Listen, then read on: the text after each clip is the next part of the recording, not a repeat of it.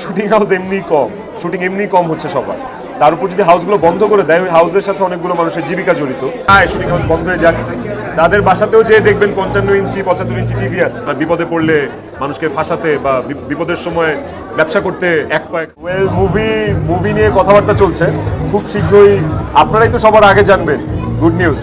So কথাবার্তা চলছে, দেখি ভালো। যারা শুটিং হাউস বন্ধের জন্য ওই প্রেস রিলিজ দিয়েছে বা যারা চায় শুটিং হাউস বন্ধ হয়ে যাক, তাদের বাসাতেও যেয়ে দেখবেন 55 ইঞ্চি 75 ইঞ্চি টিভি আছে। তারাও নাটক দেখে, তাদের ছেলেমেয়েরাও নাটক দেখে বা সিনেমা দেখে। তো এইটা ওনারা আসলে কোন দিক বিবেচনা করে বলেছে আমি জানি না, কারণ আমরা যখন ব্যক্তিগতভাবে শুটিং করি উত্তরাতে বা উত্তরা জোনটার মধ্যে, আমরা কিন্তু ব্যাক অফ দ্য হেড মাথায় নিয়ে থাকি যে আমাদের শুটিংয়ের কারণে যেন এলাকাবাসীর বা স্থানীয় কারো কোনো প্রবলেম না হয়। এইটা আমরা এখন আরও বেশি করে মেনটেন। যদি ওনারা এই কমপ্লেইন দেয় বা ওনাদের বিরক্তির কারণ হয়ে উঠি আমরা, এইটা আসলে খুবই হতাশাজনক। আর প্রেস রিলিজে আমরা যে ভাষাটা দেখেছি ওইটা আমার কাছে খুবই অমানবিক লেগেছে। আসলে আমাদের কাজ এভাবে চাইলে আটকিয়ে দেওয়াটা আমার মনে হয় না ওনাদের উচিত। ওনারা আরেকটু শুটিং হাউস এমনিতেই কম ঢাকায়, আর আমাদের এখন যে নাটক ইন্ডাস্ট্রির যে অবস্থা এই মুহূর্তে, শুটিং হাউস এমনি কম হচ্ছে সবার। তার উপর যদি হাউসগুলো বন্ধ করে দেয়, ওই হাউসের সাথে অনেকগুলো মানুষের জীবিকা জড়িত। তো এইটা আসলে পুরোটাই ইন্ডাস্ট্রির ওপর ইফেক্ট পড়বে। হয়ে অন্য কোথাও শুটিং করা লাগবে, বাধ্য হয়ে শহরের নাটকগুলো গ্রামে নেওয়া লাগবে। আর হ্যাঁ, ওই উত্তরা 4 নম্বর সেক্টরের যে শুটিং হাউস, ওখানে ধারাবাহিকের শুটিং বেশি হয়। তো যারা এই মুহূর্তে রানিং ধারাবাহিক করছে, সিরিয়াল যেগুলো রানিং চলছে, ওরা খুব বিপদের সম্মুখীন হবেন।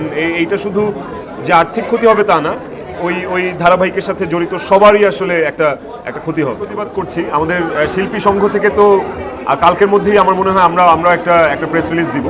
আমার মনে হয় সেলিম ভাইয়ের সাথে কথা হয়েছে, শহীদুজ্জামান সেলিম, বা ডিরেক্টর্স গিল্ড থেকেও কথা হচ্ছে। অবশ্যই আমরা প্রতিবাদ দিব এবং আমরা খুব শক্তভাবেই প্রতিবাদ দিব।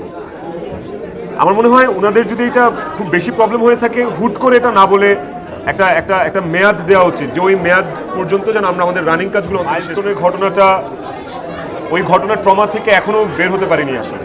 এখনও যখন ওই ক্ষতবিক্ষত বাচ্চাদের ছবিগুলো সামনে আসে বা মাথায় যখন ভাসে, হসপিটালের দৃশ্যটা যখন চোখে ভাসে, এখনও ওই ট্রমার মধ্যেই থাকি, বের হতে পারছি না আসলে। দোয়া করা ছাড়া আসলে এখন আর কিছুই করার নেই। আর মানে কি বলবো, এই ধরনের ঘটনা যেন না ঘটে সৃষ্টিকর্তার কাছে আমাদের সবার। ব্যক্তিগত অফিস, আমার অফিস ডিওএইচএস আমার বাসা। তো বিমানটা বোধহয় ডিওএইচএসের ওপর হয়েও গিয়েছিল। তো যে কোনো কিছুর ওপর বা যে কোনো বাড়িঘরের ওপর, যে কোনো অফিসের ওপরই পড়তে পারতো। আমি একটা জিনিস ভেবেই আমি এখন ওই ট্রমা থেকে বেরোতে পারছি না, যে যাদের বাচ্চা মারা গিয়েছে বা যাদের সন্তান হারিয়ে ফেলেছে, তাদের প্রত্যেকটা মুহূর্ত, এই মুহূর্তে প্রত্যেকটা সেকেন্ড কিভাবে কাটছে, আসলে রাতগুলো কিভাবে কাটাচ্ছে তারা। আমি আসলে এই জায়গাটাতে আসলে স্পিচলেস, আমার আসলে কিছু বলার নেই।